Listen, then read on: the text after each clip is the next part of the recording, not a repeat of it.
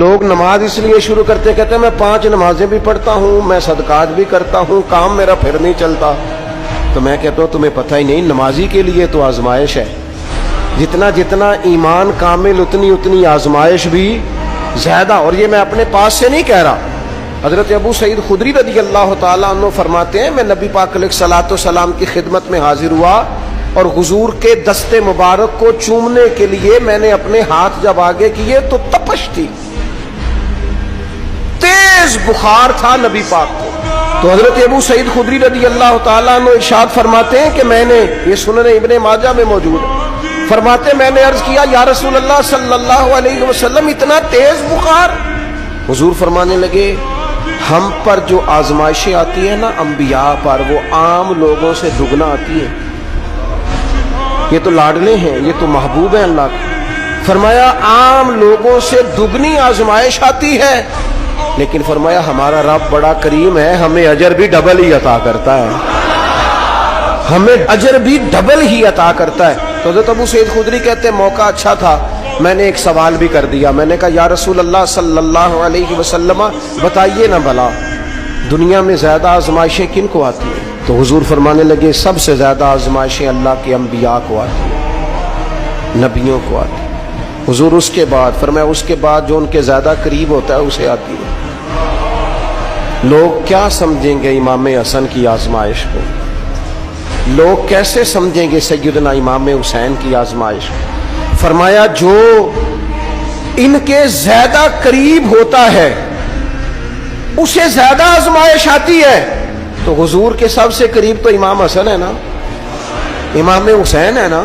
تو کیا سمجھتا ہے قربت بس نسبت کے اظہار کا نام ہے اور بڑے لطف کے ساتھ زندگی گزارنے کا نام ہے؟ تو نبی پاک علیہ الصلوۃ والسلام نے فرمایا بات بڑی مزے کی ہے. فرمایا پھر اللہ کے بعض بندے تو ایسے ہوتے ہیں جنہیں اللہ فقر میں مبتلا کر دیتا ہے. فرمایا ان کے پاس صرف ایک چادر رہ جاتی ہے، اتنا فقر ان کے پاس آتا ہے.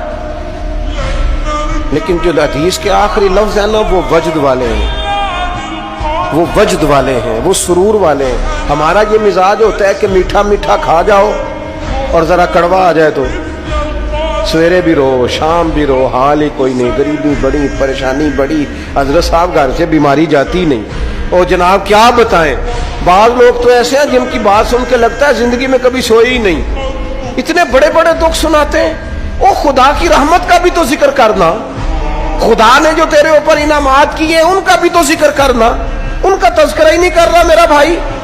نبی پاک علیہ السلام نے فرمایا ان لوگوں پر دکھ آتے ہیں پر قربان ہونے کو جی چاہتا ہے ان لفظوں پر. حضور فرمانے لگے وہ رب کی طرف سے آنے والے دکھ پر بھی اس طرح راضی ہوتے ہیں جس طرح تم میں سے کوئی راحت ملنے پر راضی ہوتا ہے. سکون والی چیز ملنے پر جس طرح تم راضی ہوتے ہو اس طرح وہ دکھوں پر بھی راضی ہوتے ہیں. دکھ قبول محمد بخشا، دکھ قبول محمد بخشا. پر ایک شرط لگائی چھوٹی سی میاں صاحب نے، انہوں نے کہا 100 دفعہ قبول ہے، دکھ 100 دفعہ قبول.